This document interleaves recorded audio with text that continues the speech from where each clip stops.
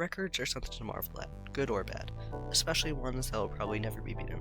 There's just something about looking at the record books and seeing the great feats the legends of the sport have achieved. I have looked through these archives and I made a list that I think is pretty solid. Now for some ground rules. Over the years, many things have changed drastically within the sport, most obviously the point system. For this reason, I have excluded records involving quantity of points, as legends of the past have almost a tenth of the points of today's best drivers. If a record would have not been mathematically possible in the past, it has been omitted. I will also not count the Indy 500 in these records, even though it was part of the calendar in the 50s, as it was run to IndyCar regulations with few F1 drivers participating. With all of the technicalities being mentioned, let's start with the list. But first, I have a little announcement. I have a Discord. You should join. Many serious conversations are hosted about F1, and I think you'd enjoy joining it, so consider. Now, back to the records. Number 10. Michael Schumacher winning with 6 races left in the season of 2002. Michael Schumacher and Ferrari's performance during the 2002 season was absolutely dominant, 15 wins out of a 17-race season. Schumacher scored almost double the points of his nearest competitor, the other Ferrari driver, Rubens Barrichello. Over that season, Ferrari didn't win only 2 times. One at the Monaco Grand Prix, where David Coulthard from McLaren won, and the other at the European Grand Prix, held at the Nürburgring, and which was won by Michael's brother Ralph in a Williams. While 15 wins in a season is possible, with this last season at the writing of this video being dominated by Max Verstappen winning 14 races and taking the title 4 races before the end of the Japanese Grand Prix, it got close to equaling Schumacher's record of taking it 6 races before, but not matching it. Considering that more competition is coming to Verstappen next year with Mercedes, and maybe Ferrari, it'll be a while since the record has gone close to, much less being matched. Number 9. 10 years between successive race starts. 10 years between successive race starts sounds crazy, and it is. But before we go into the record, time for some background on the driver. Jan Lammers was a Dutch driver who mainly raced in touring cars around Europe and his native Netherlands, in which he won numerous championships. In between these campaigns, he participated in Formula Ford and Formula 3, in which he won a championship in the latter. He also raced in Formula 2, albeit for only 1 race. He then graduated to Formula 1 in 1979, driving for the Shadow team, but over the season didn't score any points. For 1980, he moved to the ATS team and ended the season with an equally bad total of 0 points. He moved to Ensign for 1981 and Theodore for 1982, but still did not manage to get a point. He was an option to fill the seat at Ferrari after Gilles Villeneuve's tragic passing, but the seat went to Patrick Tambay instead. He was out of the seat after the end of the 1982 season and went on to race sports cars, quite successfully, winning the 1988 Le Mans 24 Hours. He was surprisingly called back to Formula 1 for the last 2 races of the year to the March team, replacing Carl Wendlinger, a full 10 years after his last race start, setting a record that will probably never be beaten, as nowadays drivers have a small chance to return to sport after 1 year absence, much less a 10-year one. Number 8. Luigi Fagioli winning a race at 53 years old. Imagine if David Coulthard, Jacques Villeneuve, or Rubens Barrichello were still racing Formula 1 today. Imagine if they were still winning. If they were, they still wouldn't take the record for the oldest race winner ever in F1. The driver who holds the record, Luigi Fagioli, took it with his win at the 1951 French Grand Prix at the tender age of 53 years old. Fagioli was F1's only race winner to be born in the 19th century and was a well-accomplished pre-war Grand Prix driver, with wins at the pre-war Italian, Monaco, Spanish Grand Prix, and many other notable events. He had 7 starts in today's Formula 1 series, all of his race finishes being podiums, having 6 in total. His only non-podium race was a retirement, which leaves him with a stunning podium percentage of 85%, only behind 1 driver later on this list. This record is most likely unbeatable, due to the increased physical requirements of modern F1 cars and the mass of young drivers waiting in the wings for a seat. But nowadays, we have seen that older ages in F1 is possible, and who knows, maybe we will see Fernando Alonso take this record in the 2034 season. Number 7. Max Verstappen being a rookie at 17 years old. Verstappen was always destined for greatness early on. He was the son of 2 racing drivers, his mother Sophie, who achieved success in karting, and his father Jos, an accomplished racing driver who competed in F1 from 1994 to 2003. With the backing of his parents and his immense talent taking out so many karting titles, he started racing cars in 2014 with the Florida Winter Series and the European F3 Championship. Finishing 3rd in the latter, being beaten by the championship behind the winner, the undefeated best race driver of all time, Esteban Ocon, by a dominant season. He showcased his talent and ended up being a part of the Red Bull Junior team. He was then called up to the Toro Rosso team, starting his first race, the Australian Grand Prix, at the age of 17 years old and 166 days.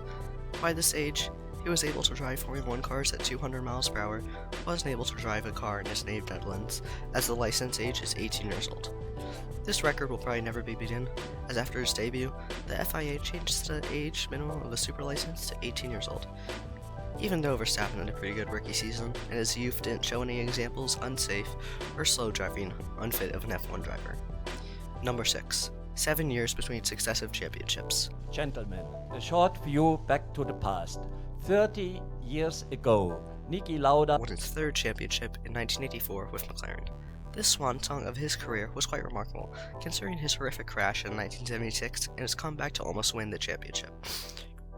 The year after, in 1977, he won the championship, but left the team he won with, Ferrari. He then spent 2 seasons with Brabham, in which he won 2 races the first season, one at the Swedish Grand Prix with the infamous fan car, and another at the Italian Grand Prix with a more conventional design.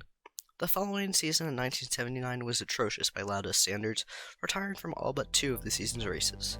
He then took a 2-year sabbatical, in which he founded an airline, and then was enticed back to McLaren in 1982 with a $3 million salary.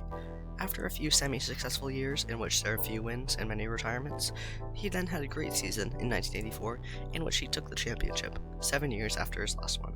An unprecedented record and one that will probably stand into the future due to the increased performance requirements of modern F1, and that a 7-year absence of top form will probably get you dropped from a championship contending team nowadays. Number 5. Winning the championship with 4 different constructors. Juan Manuel Fangio was a legend, holding many other records besides this one, some that will even appear later down on this list.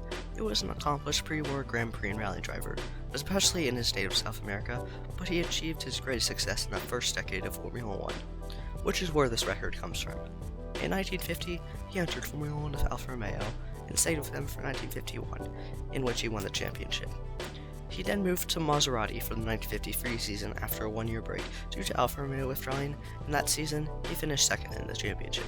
He then stayed with Maserati for 1954, but switched to the newly entered Mercedes team midway through the season, and then went on to score his second championship due to his points carrying through his team switch. He then stayed with Mercedes for 1955, in which he won his third championship. He then moved to Ferrari in 1956, in which he piloted the difficult driving Ferrari-designed Lancia branded car to his 4th championship. In 1957, he moved back to Maserati, in which he drove the same car from his 1954 season to get his 5th and final championship. He retired after the 1958 season after an unsuccessful campaign with a few privateer teams.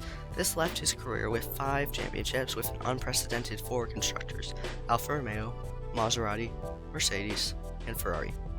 A few drivers have had world championships with 2 constructors, such as Michael Schumacher, Lewis Hamilton, Alan Prost, among a few others, but no one has come close to 4 constructors due to many reasons. As shown by Daniel Ricciardo in the modern age of F1, once you leave a top team, it is hard to get back into another one, let alone 3 others such as Fangio did. Many who try to take this path will end up languishing in midfield teams, wasting their career until they will be eventually forced into retirement. Number 4. Having almost 75% of your race finishes being retirements. Andrea de Cesaris was certainly a mixed bag of a driver, able to score podiums at his best, but at his worst, he crashed a lot. A perfect summary of Cesaris' career would be his 1987 season, in which he scored 1 podium at the Belgian Grand Prix, but retired from the rest of races that season, besides an 8th place at the Australian Grand Prix. Nowadays, this record will probably never be matched, as cars are a lot more reliable, and crashing drivers are more rare. But who knows, maybe another Pastor Maldonado will come along and beat it. Number 3. Having an almost 50% win percentage. As said before, Juan Manuel Fangio was a legend. In his career, he entered 52 F1 races and won 24 of them. Discounting his retirements, he only had 6 non-podium finishes in his career, with only 1 finish being out of the points. And if we count non-championship races, which are not included in the record books, he had 9 more wins, and only 2 more non-points finishes. Considering the amount of races nowadays, and the more competitive nature of F1, this record will be not matched anytime soon. But who knows? Lewis Hamilton's Mercedes years had a similar win percentage, so it isn't completely out of the cards to be matched soon. Number 2. Winning a race while having started 22nd. If you remember my previous video, you may have seen the fact that in the 1983 United States Grand Prix West that John Watson won the race after starting from 22nd on the grid. Watson was known as a poor qualifier, and this was not helped on qualifying day when the Michelin tires that the McLarens of Watson and Niki Lauda used were not being very good, and they were also not helped by not being able to find a good setup, which left him on the bad position of starting 22nd for Watson and 23rd for Lauda on race day. The two were able to cut their way for the field due to high attrition, with about half the cars retiring, including the pole sitter, Patrick Chambay, who crashed out due to Keke Rosberg's ambitious overtaking maneuvers. All this led to Lauda leading, but he was overtaken by Watson in the closing stages of the race, and then Watson went on to win by about half a minute to take a record of a win from the lowest starting position of 22nd. This record is impossible nowadays, at least this season, due to the fact that only 20 cars start each race, but with a new team entering, it is not entirely out of cards. Plus, Verstappen's win from 14th on the grid in the 2022 Belgian Grand Prix shows us that wins from down the grid in the modern era is not entirely possible. Now, we will get to the number 1 record shortly, but first, some honorable mentions. Sebastian Vettel winning 9 races in a row. For the tail end of the 2013 season, Sebastian Vettel won an unprecedented 9 races in a row, on his way to his 4th championship. Verstappen's domination in this season in 2022 showed us that this record is not entirely set in stone, so it is only an honorable mention. Doreno Serafini having a 100% podium percentage. A 100% podium percentage seems amazing, so why is it only an honorable mention? Well, Serafini was a pre-war motorcycle and Grand Prix driver, and he took place in a few non-championship Grand Prix post-war, plus the 1950 Italian Grand Prix, in which he got a 2nd place finish, albeit sharing it with Alberto Ascari, due to the fact that Ascari's Ferrari broke down during the race, and he used his teammate Serafini's car to go on to finish 2nd, giving Serafini 100% podium percentage, as the race was the only championship Grand Prix he entered. Michael Schumacher finishing on the podium every race in the season. Schumacher's domination during the 2002 season was unparalleled, with him taking a win, 2nd, or 3rd place finish at all 17 races during the 2002 season. While this is impressive, the record is not entirely unbeatable, as even though seasons have gone longer since the record was set, cars have got more reliable as well, and dominant seasons happen more often. Max Verstappen matching the total of 17 podiums in the 2022 season shows that this record isn't entirely unbeatable. Number 1. Esteban Ocon having 28 straight rookie finishes. You know I had to put Ocon here, as he's the best driver in the history of F1, undisputed, and therefore this record will never be broken. But jokes aside, number 1. Getting 100% of the possible points and winning all races entered.